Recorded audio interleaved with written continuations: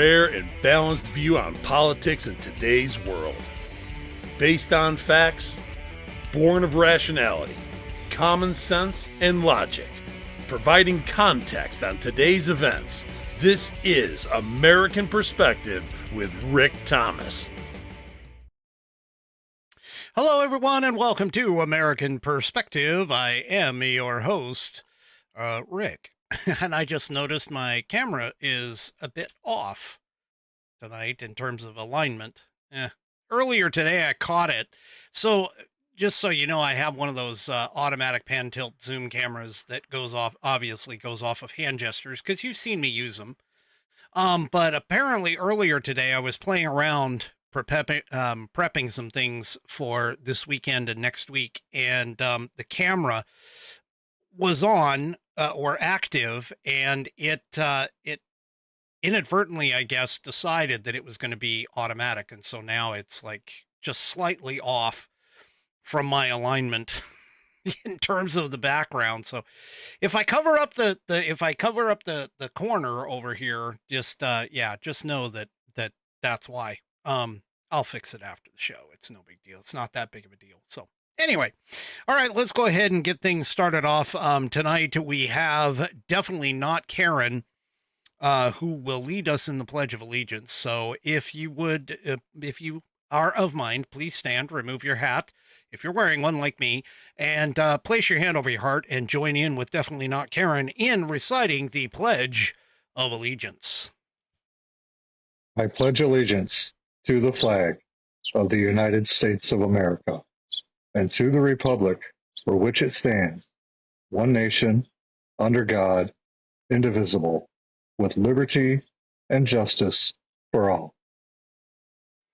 And of course, I thank you, Definitely Not Karen, for submitting that wonderful Pledge of Allegiance to the program. If you'd like to hear your version of the Pledge of Allegiance played here on the program, all you need to do is record yourself reciting the pledge in your style, and then, of course, send that off to me. Send it to fans, F-A-N-S, at AmericanPerspective.online. That's fans at AmericanPerspective.online. And I will get you into the rotation. All right, before we get really going, actually, no, let me go ahead and do my sponsor, let me go ahead and do tonight's sponsor. So, tonight's sponsor is, headline sponsor anyway, is theflagshirt.com. That's theflagshirt.com. I'm wearing one of their fantastic shirts right now. I'm wearing one of their men's cotton polos. As you know, if you're a Whiskey Warrior P1 on the show, you'll know that I wear these almost all the time. Not every time, but almost all the time. And you can get your copy, not the one that I'm wearing, but one that's similar to it, by going to theflagshirt.com. That's theflagshirt, all one word, .com. And you can go and get yours there. You can find it along with other men's and women's and children's clothing, along with accessories that are all decked out in red, white, and blue, as well as other patriotic clothing that is there. It is owned by a veteran. It is veteran run, veteran owned. And so, yeah, go and support them. Theflagshirt.com. As always, they have free shipping on orders of $75 or more. But I know not everybody wants to go and buy $75 worth of product all at once. So that being said, we have, I lost myself for a second. I have a special offer for you. Go to flagshirt.americanperspective.online. That's flagshirt.americanperspective.online. And you can obtain a coupon code that you can copy and paste into the promo box at checkout at theflagshirt.com and get yourself $5 off your order. Go to flagshirt.americanperspective.online to get that coupon code that you can copy and paste into the promo box at theflagshirt.com to get yourself $5 off your order on American Perspective. Go to theflagshirt.com and get yourself patriotized. All right. Well, I have some sad news to start off. Apparently, and the only reason I know this, of course, is because of the fact that James Woods, yes, that is the actor, producer, writer, director, musician, whatever other acts that he has all put together. But he has apparently potentially suffered or is going to suffer a loss. And let me explain why. Here you can see, this is his neighborhood. And apparently a fire started. I don't know if it started up I can't tell if that's the road or something along those lines, but there is a wildfire. He had to evacuate earlier today. And he basically has posted here on this. He says that, to all the wonderful people who have reached out to us, thank you for being so concerned. Just letting you know that we were able to evacuate successfully. I don't know at this moment if our home is still standing, but sadly, houses on our little street are not. He has been posting pictures on X. He posted a short video. They apparently, like I said, it's a wildfire that hit, and they essentially have neighbors that have lost their home. They themselves, there was flames coming up off of their deck. He's posted pictures of their deck before.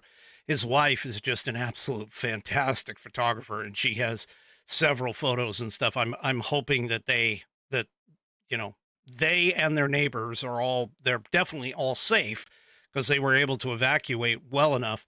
But thank goodness the LAFD, that's the Los Angeles Fire Department, has worked very hard to try and protect life for that. And so anyway, he's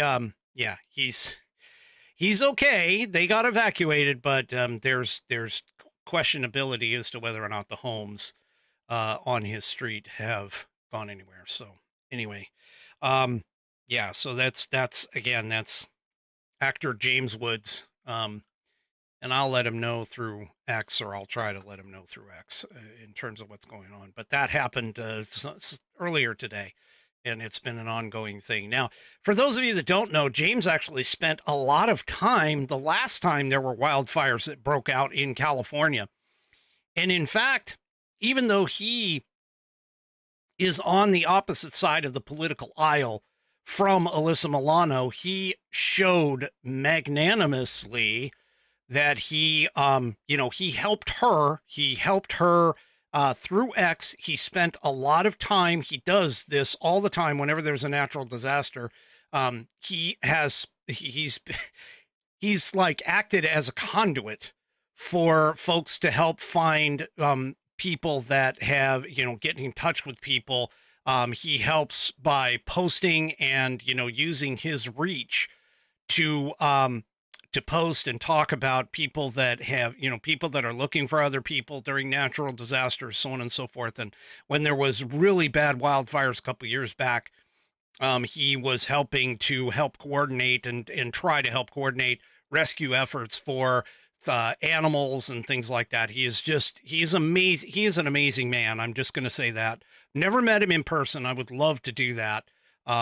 But he is an amazing man, and he does all kinds of stuff for others, really. And in terms of Alyssa Milano had a problem. Her ranch that she had up in the hills at one point was in the path of a wildfire, and she was looking for people to help get the horses that she had up there to safety, and he helped coordinate some of that as well. And even that was even right after a very public war that they actually had political wise, in terms of some of the things that she was saying during the last Trump administration. But anyway, so yeah, he's a great humanitarian, and For those of you that don't know, he helped fund and produce the movie Oppenheimer is the most recent one. And then he's right now in a collaboration with Shooter Jennings, who is the son of Waylon Jennings. And they've got, it's great, kind of great music, great country music. He wrote some songs and Shooter put them to music and got him out and so on and so forth. So he's still very active, even though he isn't active in the actors side of the house. So anyway, enough about him. I'm fanboying on the guy. All right. Well, as I told you last night, leftists, lefty morons, they are not done, even though, yesterday was very quiet when it came to the certification. There's apparently some, there are some leftist groups that are out there that are planning an inauguration day, quote unquote, insurrection. At least that's what this piece in the Federalist is saying right here. So anyway, their agenda didn't resonate with voters. If this were 2021, they would be telling conservatives to accept the loss, sit down and be quiet. Well, yeah, that's what they should do. Is they should accept the loss and be quiet. But apparently the FBI, of course, is still prosecuting people who attended January 6th in 2021, which I don't even understand how they're still like, why are they still doing this? But anyway, there's a bunch of leftists that plan to gather in Washington, D.C. and other large cities around the nation on January 20th, Donald Trump's inauguration day. They claim their aim is to, quote, defeat Trump's extreme right billionaire agenda. Yeah, sure. Anyway, there is apparently the group, of course, meaning the leftists, have been making noise for years and no one is listening, which, by the way, nobody really was listening on the entire J6 narrative. Nobody listened to that when they were hyping that one up on J6 or January 6th yesterday, and of course a couple of days before that. But the group itself it's a group of groups, according to the piece here, that are recruiting agitators bound together by identity politics and a penchant for street theater. You know some of them by their Free Palestine chants. They're organizing apparently at a website called WeFightBack2025.org. And that website apparently has maps and a January 20th meeting times and addresses. Social media is getting involved. Supporters are encouraged to plaster flyers in public areas to recruit more people. At first glance, according to the piece here, their political concerns seem right out of the Democrat playbook, but their agenda apparently goes beyond that. And of course, it takes a leftist decoder ring to understand the website's messaging. So the website reads, Trump ran a con game during the election. Sure he did. They say that he will destroy workers' rights. Yeah, meaning that he's not going to do the bidding of labor unions, maybe. Anyway, they say Trump will deport millions of immigrant families. Yeah, he's going to remove the illegal aliens that are here. Anyway, they say that Trump will pave the way for a complete corporate capitalist takeover. Yeah, they mean that socialism is going to get reversed. Anyway, they say that Trump will end regulations to protect the environment. They basically mean that Trump is going to, drill baby drill and not force mandates like electric car quotas. Yeah. So, anyway, so apparently, like I said, the whole thing is appearing to be organized by the People's Forum, which is a nonprofit. The website lists other organizations involved, including the Answer Coalition, Party for Socialism and Liberation, Democrat Socialist of America, Palestinian Youth Movement, the U.S. Palestinian Community Network, Labor on the Line, Black Men Build, Artists Against Apartheid, Bangladeshi Americans for Political Progress, Code Pink, the Los Angeles Tenants Union, Palestinian Feminist Collective, the Korean group No Dut Doll, whatever that is, and others. Many of the groups are, of course, are connected. Well, they all are connected.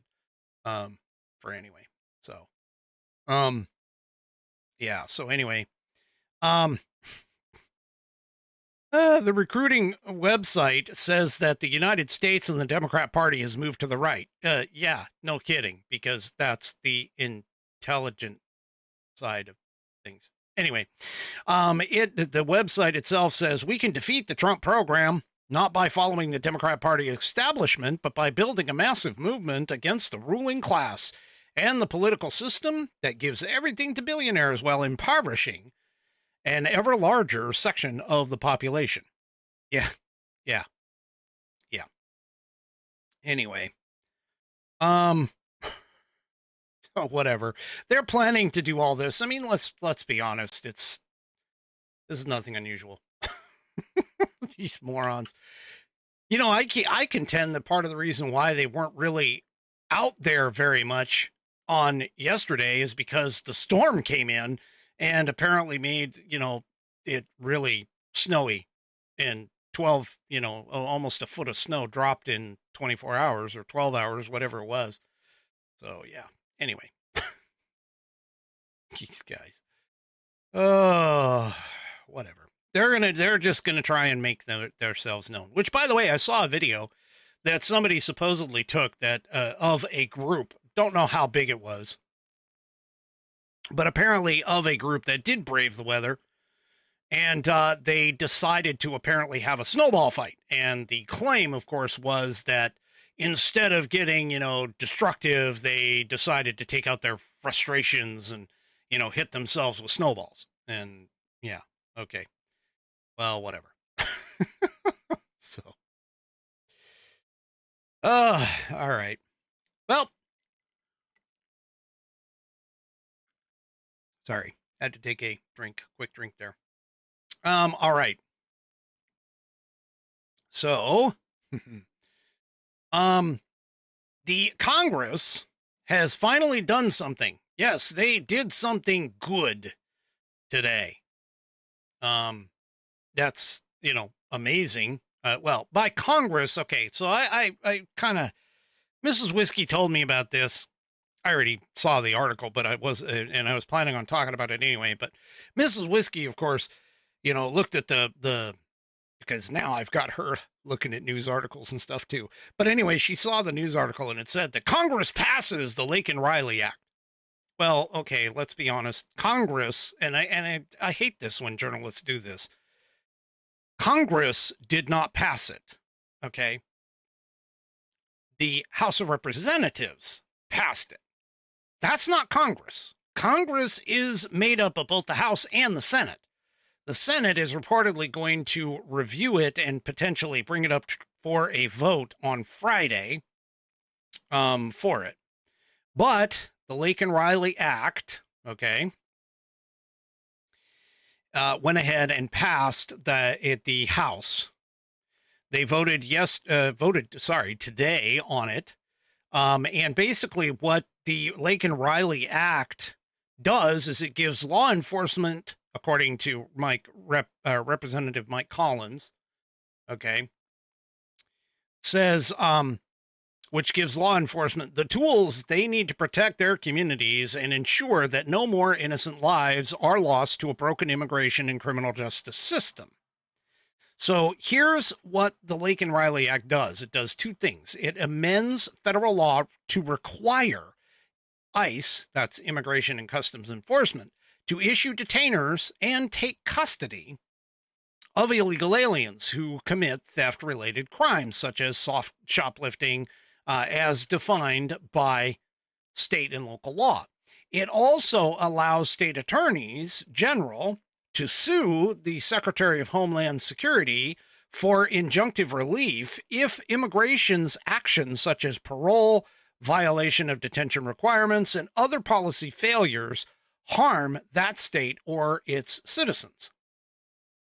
And the bill directly addresses one of the federal policy failures related to Laken Riley's murder, which was that her murderer was an illegal alien who had been previously cited for shoplifting by the Athens Police Department. If local law enforcement had called ICE and ICE issued a detainer and picked him up, Laken would actually be alive. The guy that's accused was found guilty in November of 2024 and has been sentenced to life without parole. Okay. So Congress went ahead and picked that back up because it did come out before. I mean, let's be honest, this is the second time that it showed up. But the House went ahead and voted and has passed it. The vote came in today with 216 Republicans voting in favor of it and 48 Democrats also supporting it. The only opposition came from 159 Democrats. Now that number, 159, is pretty significant. And I'll explain that in just a second here. But basically, they voted against it. So yeah, again, like I said, it's going to the Senate. The Senate is expected to vote on it on Friday. Okay. So anyway, here's why I say that number 159 is pretty significant. Okay. And keep in mind, that's 159 Democrats, entirely Democrats. Some may not recall this, but I had to look it up also too, because I mean, this was a while ago. This was back in September, when this happened. This in Newsweek, there's a full list of 158 Democrats who voted against a sex crime ban on immigrants. Wait a minute. Now 158. Now we just saw 159 voted against the Laken Riley Act. 158 voted against this thing. The Violence Against Women by Illegal Aliens Act passed back in September on a 266 to 158 vote on Wednesday. Every Republican present at the time voted for the bill, as did 51 Democrats, while 158 Democrats voted against it. Now, this bill would basically deport or deem inadmissible to the country undocumented aliens who have been convicted of or admit to having committed sex offenses, domestic violence, stalking, child abuse, or violating a protection order. Now, this was sponsored originally by Nancy Mace, which is part of the reason why I think the Democrats did this. But here's the thing. Nancy Mace made a statement to Newsweek at the time and said 158 left-wing members of Congress just voted against deporting rapists, pedophiles, and murderers of women and kids. That was back in September. Well, I took a look, and you can too. Now, I didn't compare every single name, but I am going to tell you there's a lot of similarities on these two lists. One of them in particular, or one of the commonalities that I saw here, is there's a lot of California, Oregon, and Washington, which makes sense because they're mostly Democrats that come from those states anyway. I did notice that there was some New York folks there, the Delaware folks, northeast corner folks. Yeah. I noticed a couple notable names, one being Pramila Jayapal, who comes from my state. And she actually said that the Sex Crimes Act, or the what is it? I got to get the title right here. Violence Against Women by Illegal Aliens Act. She said at the time that the bill would hurt survivors of domestic violence, whom she said are often arrested, charged, and convicted along with their abusers. Yeah. Here we go again, debating another partisan bill that fearmongers about aliens, instead of working together to fix the immigration system, Jayapal said during a debate on the bill. Well, let's see. Do I have a list of some of the people? No, I don't. I don't have that. But anyway, at least I don't have it available and ready. But anyway, the point being is that here we go. Democrats, they love their immigrants, regardless of whether they're criminals or not. They love them. They love them. They love those criminals. Yes, not only the immigrant criminals, but they also love the regular criminals too. God, I don't understand that. That just doesn't make sense to me. It just doesn't make sense to me whatsoever. Speaking of criminals, and even worse, terrorists. Biden is doing everything that he possibly can to give the big FU, double-barreled, not so family-friendly middle finger to the American people. Okay? It's just not happening. But he's doing it. He is doing it. Here in Red State, burning down the house, Biden releases 11 terrorists from Guantanamo Bay on his way out the door.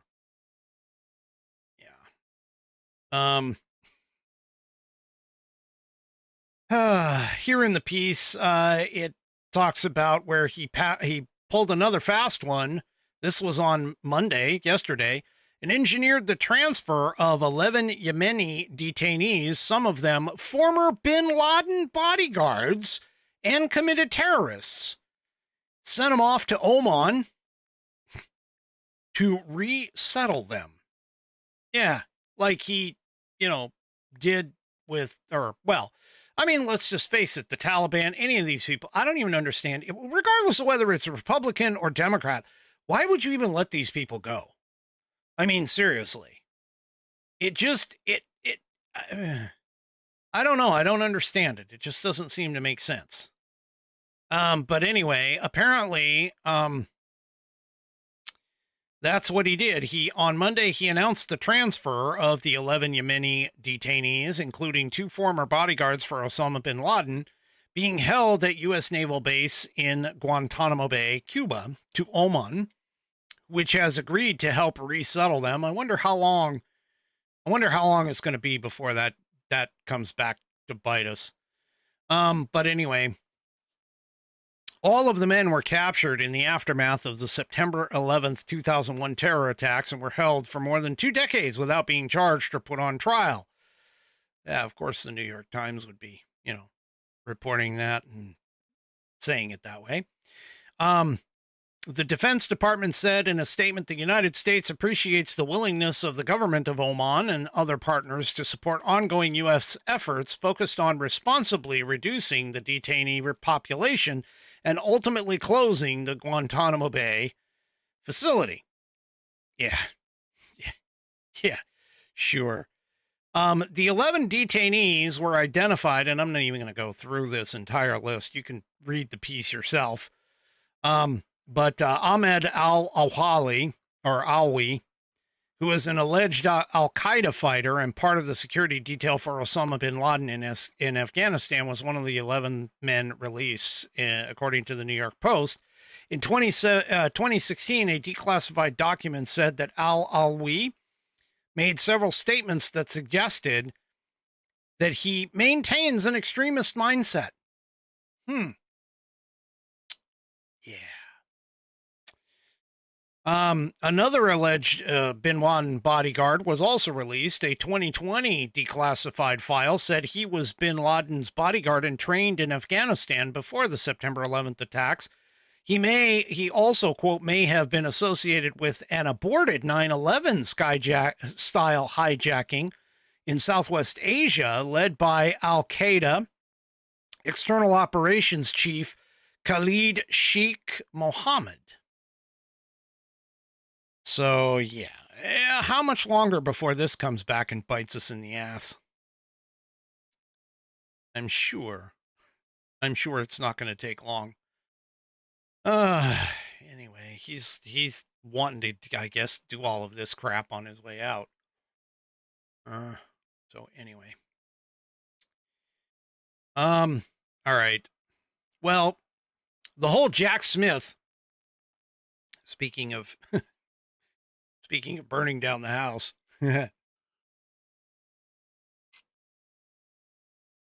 Jack Smith has reared his ugly head again because apparently his report now is potentially ready to be released. Yeah. Yeah, we'll see what that report actually deals with. But hey, there's some good news about this. All right, so here it is. He's preparing to the final report on the case involving Donald Trump and two others. Okay. He's preparing what is reportedly a 2-volume report to explain all of his prosecutorial decisions, according to lawyers for Smith's office and the Department of Justice, both said in a filing to U.S. District Judge Eileen Cannon.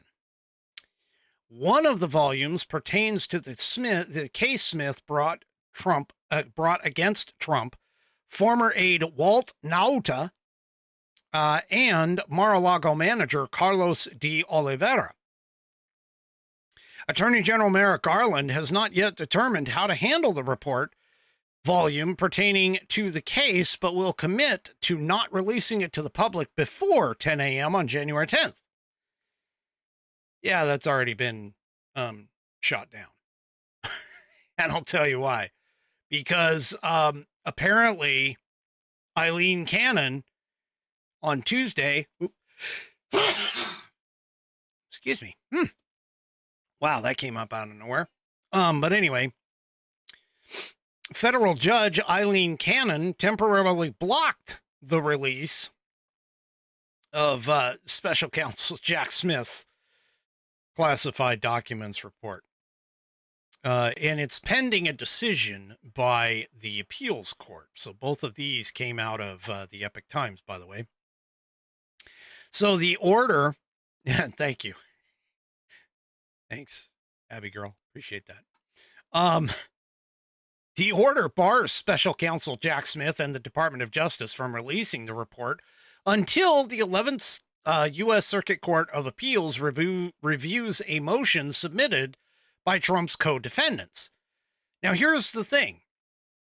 The co-defendants asked Cannon to prevent the release of the Smith report because of the fact that even though Donald Trump is not necessarily in the case anymore, by releasing the report, there could be a possibility of information in that report that would potentially bias juries and witnesses and all kinds of things that relate to the other two individuals that are a part of the case.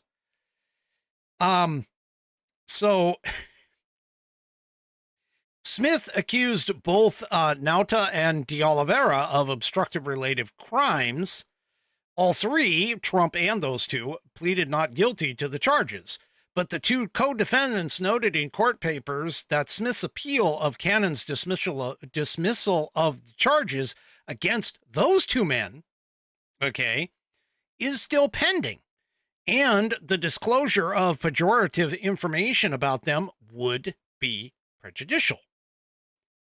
So they argued originally in to Cannon in court filings that the release of the Smith report would actually directly infringe on both those gentlemen's Fifth Amendment due process rights and taking on the status of a public forum of an invalid new indictment replete with unfairly prejudicial assertions of alleged offenses going well beyond any assertions in the indictment or any other public findings.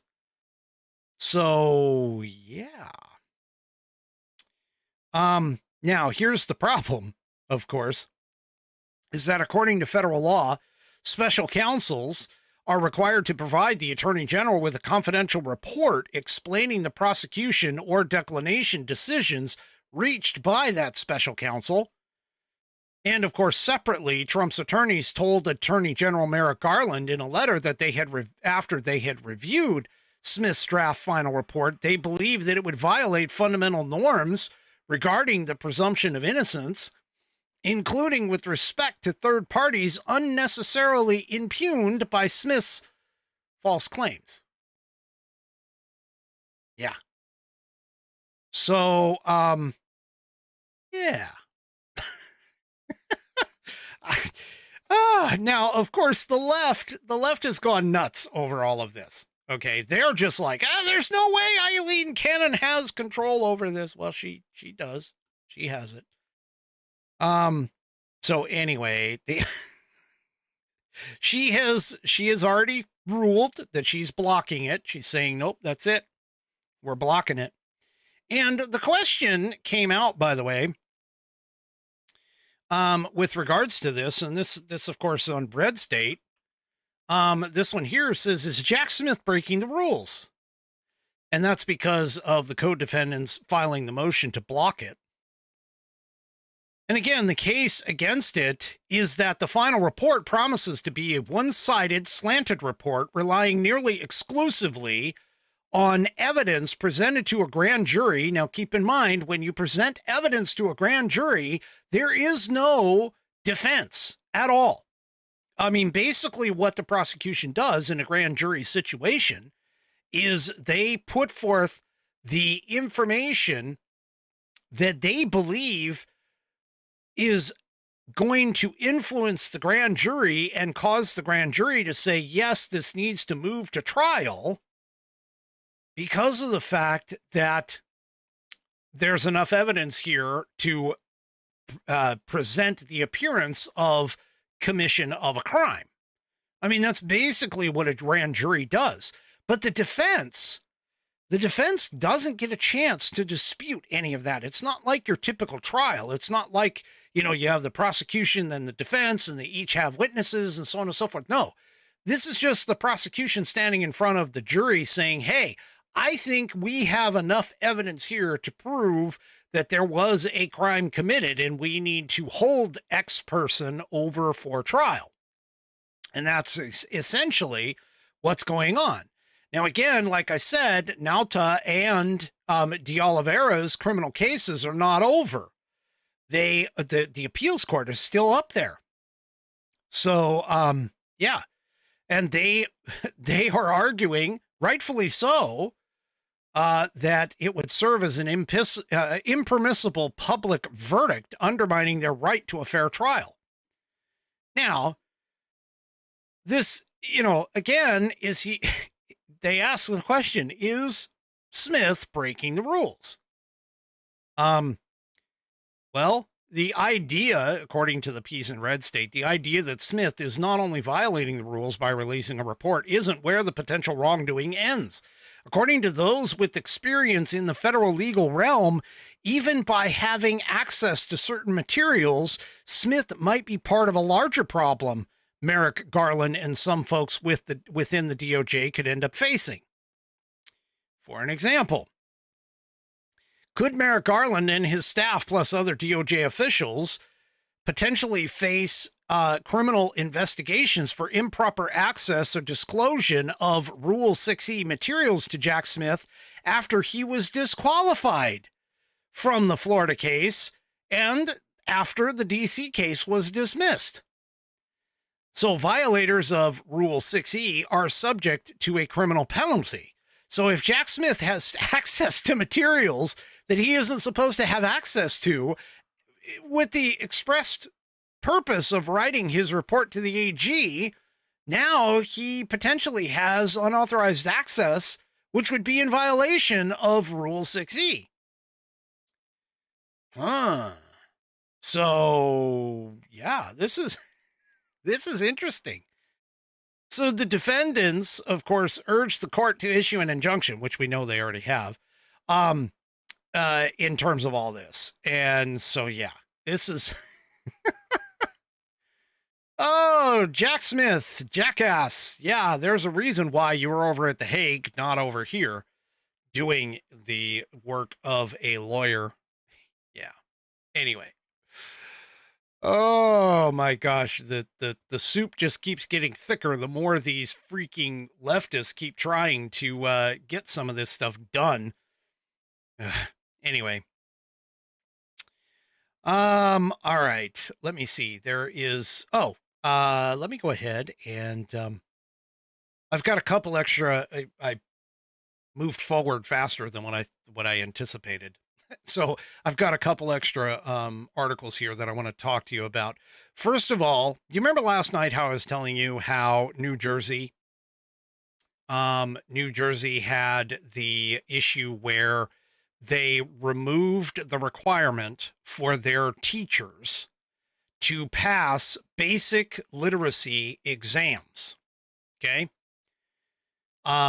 And that it wasn't just New Jersey. I mean, New York has done it. California has done it. The idea, of course, being that they want to try and get more teachers, more people to become teachers. And so that's the auspicious reason. But in reality, what they're trying to do is they're trying to get more people, or potentially trying to get more people for the unions and more dues paying folks. Okay. Well, it's kind of funny that article hit last night, because this article, this article hit today. You're going to love this. Here in the Epic Times, illiterate graduate. Yes, I said that right.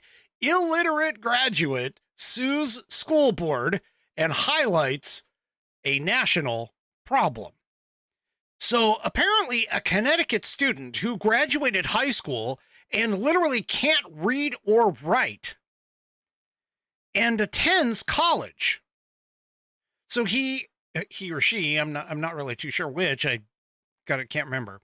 But anyway, the student can't read or write, earned a diploma, went to college, and is now suing that school board for graduating them. Okay.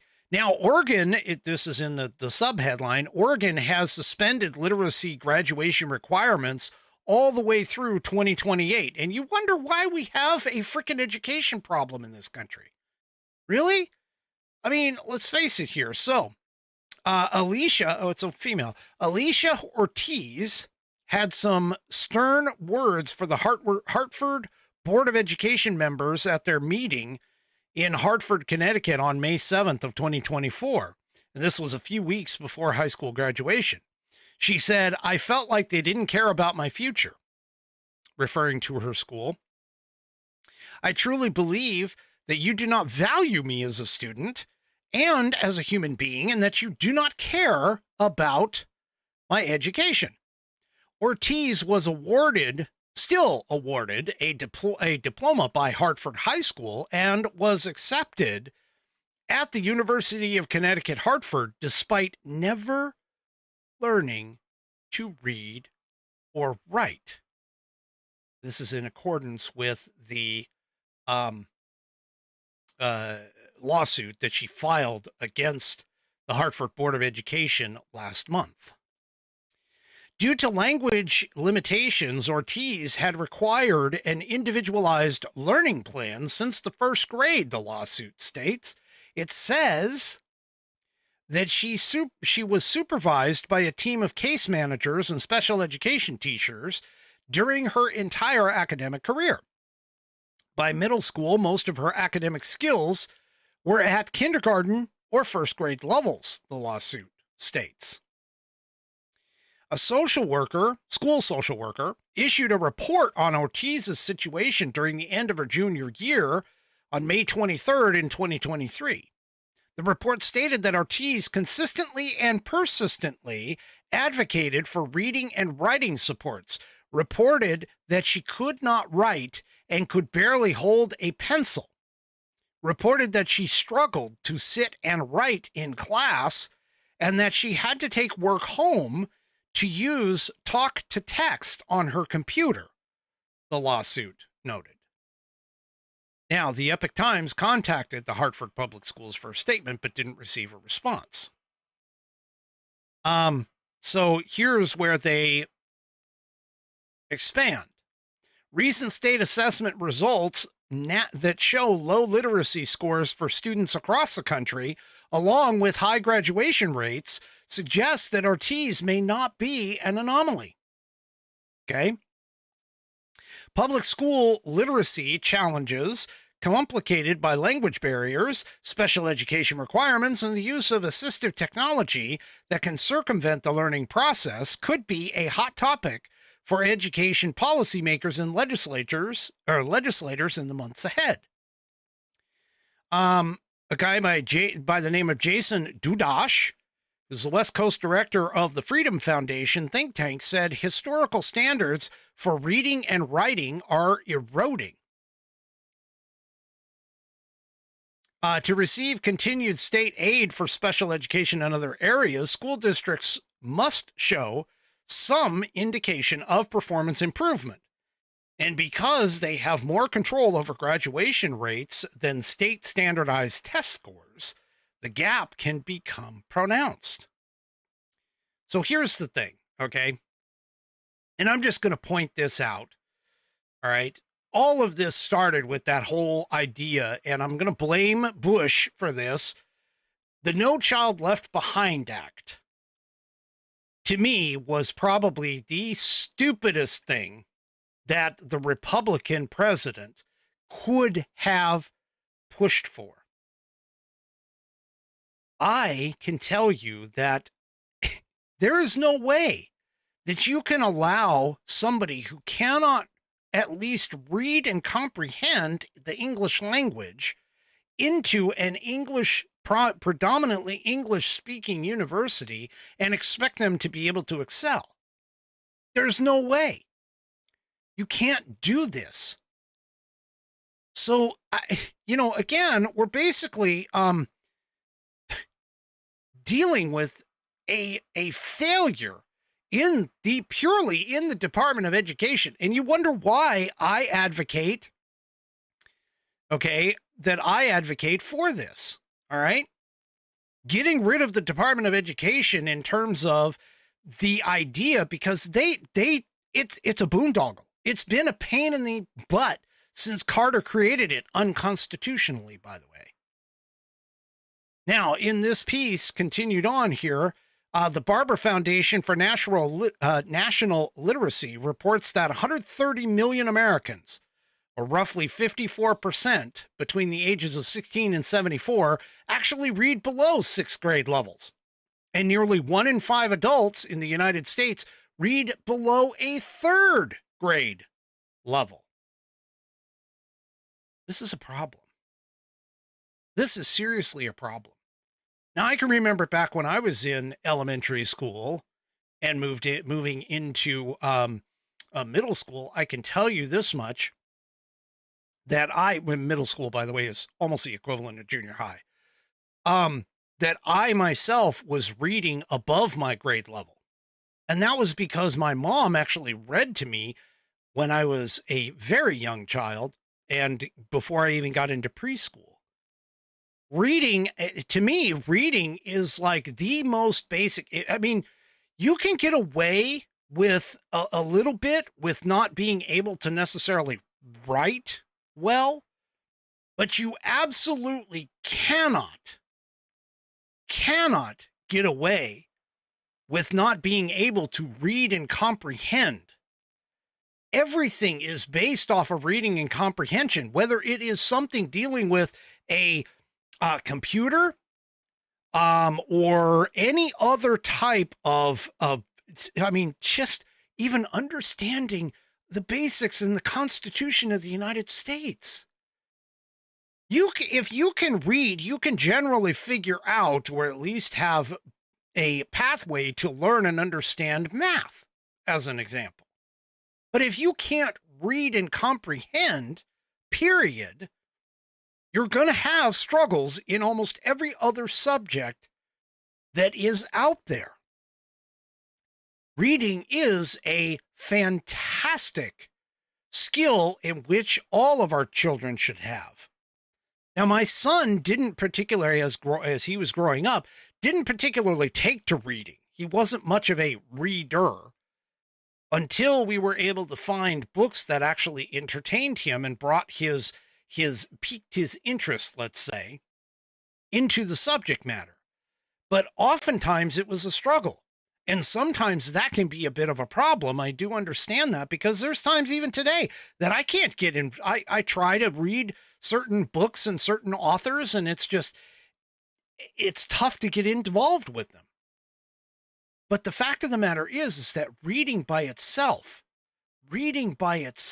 is if of all of the fundamentals, of all of the foundational skills that anyone can have, reading, in my opinion, is the most basic and fundamental skill set that you need to have. Reading and reading comprehension.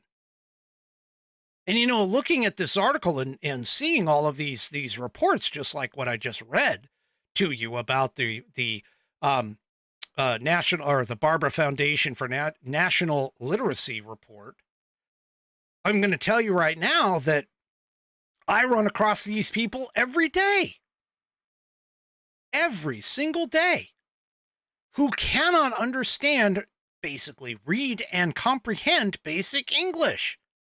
They have difficulty doing so all the time, which is, again, questionable, and part of the reason why I honestly believe that this is a major reason why everybody is jumping on the idea that the mainstream media is this just fantastic source of information.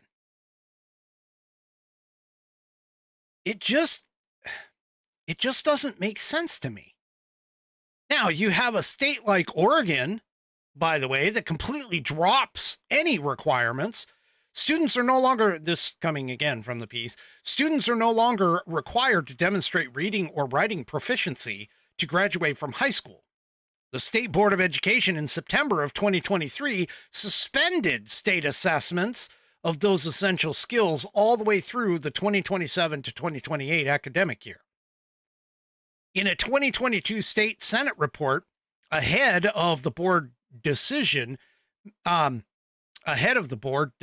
made several recommendations to the legislature and the State Board of Education to consider in making Oregon's graduation requirements mirror this same commitment. And here's the words. Who wants to try before I even get to the point of saying it? Anybody want to guess? Anybody want to guess the reasons why they are taking this out? Let's try. Come on.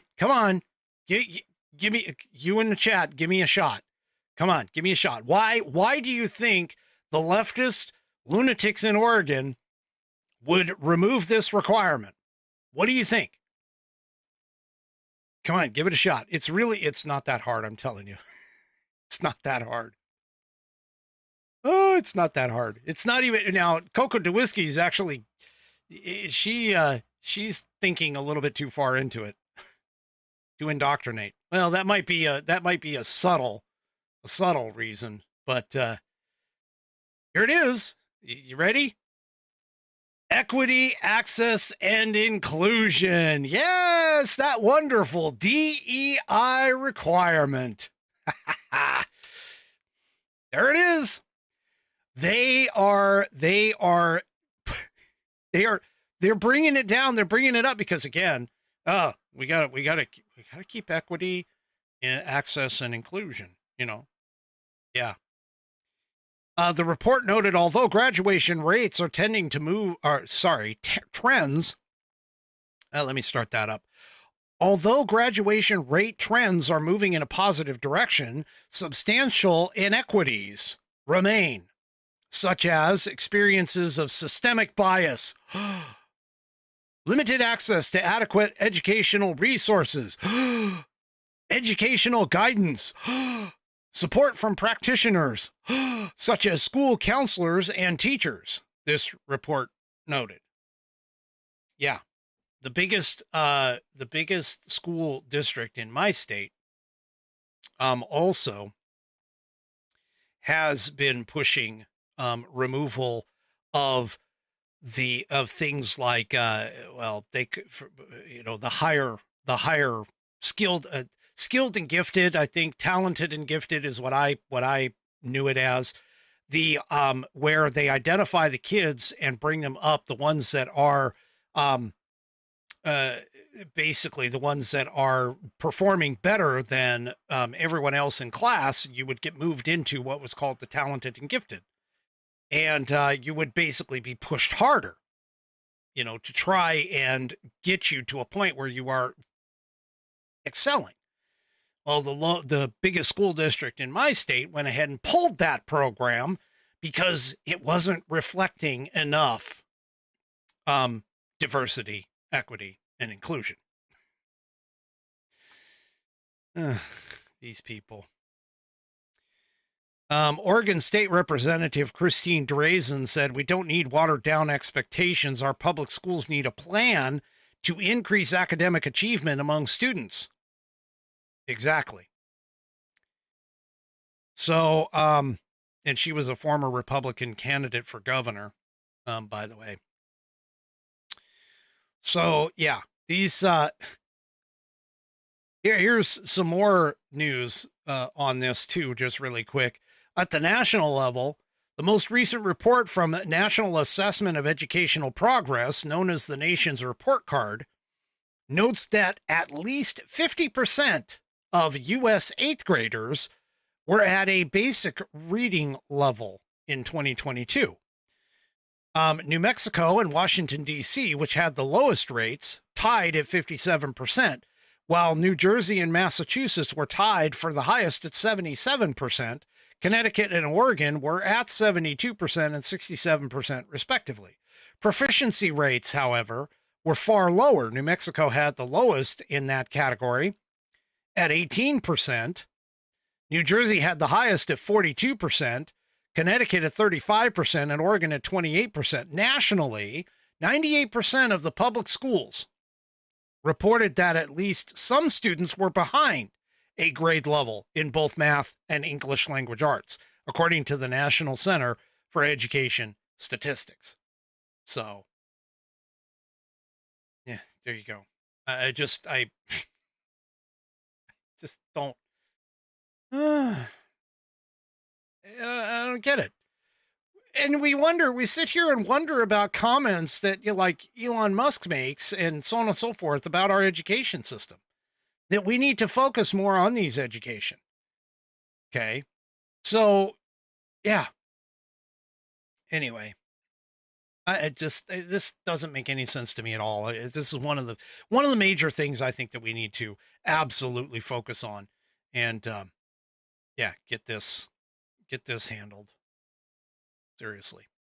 All right, folks. That is it for me for this evening. Hey, don't forget tomorrow night is Wednesday. It's Whiskey Wednesday, but also too, it's the pet of the week.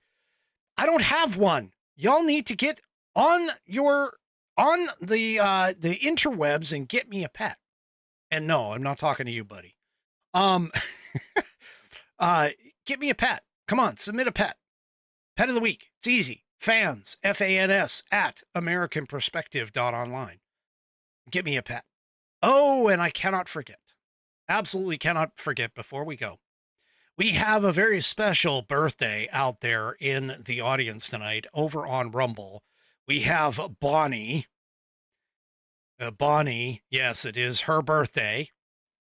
Very, very sweet lady. So, without any further ado, here you go. Happy birthday to you. Happy birthday to you. Happy birthday, dear Bonnie. Happy birthday to you. Hopefully Fat Paws is, taking care of it. All right. If you haven't already, head on over to rumble.com. Get yourself an account. It is free. And when you are signed up and signed in, make sure that you search up the American Perspective channel and hit that green follow button so that you can notify it every time I go live. Also, too, don't forget to hit those thumbs up on your way out on all of my platforms, whether it is YouTube, X, Facebook, and, of course, the aforementioned Rumble. We'll see you tomorrow night, 5 p.m. Pacific, 8 p.m. Eastern Time, right here on American Perspective. Have a great rest of your evening, and once again, happy birthday, Bonnie. Good night, everybody. The previous broadcast was produced and is owned by Active Eye Media LLC. All rights reserved.